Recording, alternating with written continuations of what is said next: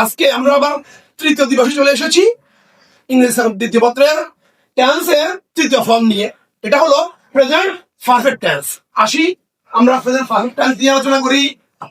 Subject plus have দন, has plus verb এর first participle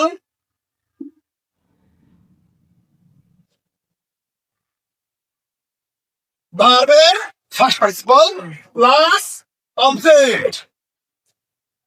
আরেকবার সাবজেক্ট প্লাস হ্যাভ বা হ্যাজ প্লাস ভার্বের ফার্স্ট পার্টিসিপল প্লাস অবজেক্ট। তাহলে আমরা উদাহরণ মাধ্যমে দেখতে পারি, গত ক্লাসে সাবজেক্ট ছিল আই, খেয়াল করো সাবজেক্ট ছিল আই, তার সাথে হ্যাভ, আই সাথে বসে হ্যাভ, আই সাথে বসে have. I have eat, E-A-T, eaten, E-A-T-E-N, eaten rice. I have eaten rice. মূল ভাবের first participle eat and eaten। তাহলে এখানে মূল ভাবের ফার্স্ট পার্টিসিপল আছে eaten। I have eaten rice।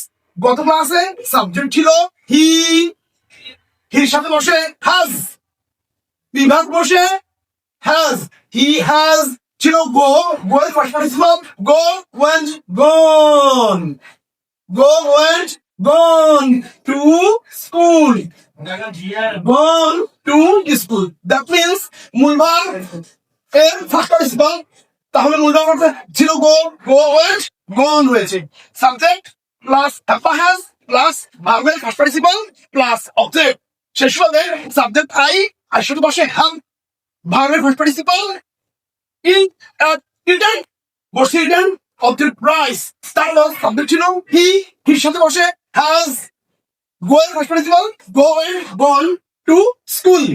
তাহলে আই এর সাথে have, উই এর সাথে have, ই এর সাথে have, he, she আর সিঙ্গুলার নাউন ছেলে হোক মেয়ে হোক বসে has। এভাবে আমরা সহজেই প্রেজেন্ট পারফেক্ট টেন্স করতে পারি। ওকে, আজকে শেষ।